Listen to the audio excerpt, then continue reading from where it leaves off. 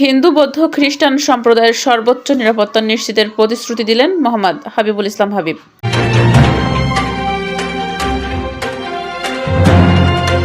আসসালামু আলাইকুম দর্শক, সকলকে আমন্ত্রণ জানাচ্ছি বিবিআর নিউজে। স্টাফ রিপোর্টার মীর মিল্টনের পাঠানো তথ্যচিত্রে বিস্তারিত দেখুন। সাতক্ষীরা তালা উপজেলার ৯ নম্বর খলিশখালী ইউনিয়নের বিএনপির উদ্যোগে অনুষ্ঠিত হয়েছে ত্রয়োদশ নির্বাচনী জনসভা। শুক্রবার ৩০শে জানুয়ারি ২০২৬ বিকাল ৬টায় খলিশখালী বাজারে এই জনসভা অনুষ্ঠিত হয়। কোরআন তেলাওয়াত ও গীতা পাঠের মাধ্যমে ধর্মীয় সম্প্রীতির বার্তা দিয়ে সভার কার্যক্রম শুরু হয়। খলিশখালী ইউনিয়ন বিএনপির সভাপতি শেখ নূর আহমেদের সভাপতিত্বে প্রধান অতিথি হিসেবে উপস্থিত ছিলেন সাতক্ষীরা ১ তালাকলরু আসনের সাবেক সংসদ সদস্য, কেন্দ্রীয় বিএনপির প্রকাশনা বিষয়ক সম্পাদক ও ধানের শীষের মনোনীত প্রার্থী মোহাম্মদ হাবিবুল ইসলাম হাবিব। যাক, সে পোশাকে যাব না, শুধু মজদুর হিসেবে আবার আপনাদের কাছে ভোট চাচ্ছি। আপনারা মজদুরের আল্লাহ শোনেন, তাই মজদুরের কথা শুনবেন।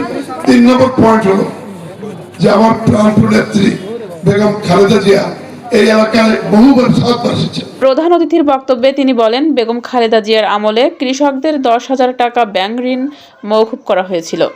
ভবিষ্যতে বিএনপি ক্ষমতায় এলে মধ্যবিত্ত পরিবারের নারী প্রধানদের জন্য ফ্যামিলি ভাতা কার্ড এবং কৃষকদের জন্য কৃষি ভাতা কার্ড চালু করা হবে। তিনি আরো বলেন, সবার আগে বাংলাদেশ, সবাই মিলে দেশ গড়তে হবে। হিন্দু মুসলমান ভেদাভেদ নয়, আমরা সবাই ভাই ভাই। মুসলমান আমার নয়নের মণি, হিন্দু আমার প্রাণ।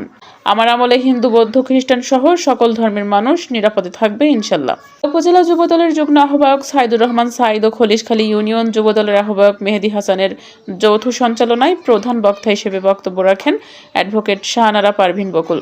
বিশেষ অতিথি হিসেবে বক্তব্য রাখেন তালা উপজেলা বিএনপির সাবেক সভাপতি বাবু মিনাল কান্তি রায়, সাধারণ সম্পাদক অধ্যক্ষ শেখ শফিকুল ইসলাম, যুগ্ম আহ্বায়ক গোলাম মোস্তফা, অধ্যাপক মোশাররফ হোসেন, এম মফিদুল হক লিটু, মেহেরুন্নেসা মিনি, রাশেদুল হক রাজু, হান্নান গাজী রিপন, বাপ্পি সহ বিভিন্ন অঙ্গ সহযোগী সংগঠনের নেতৃবৃন্দ।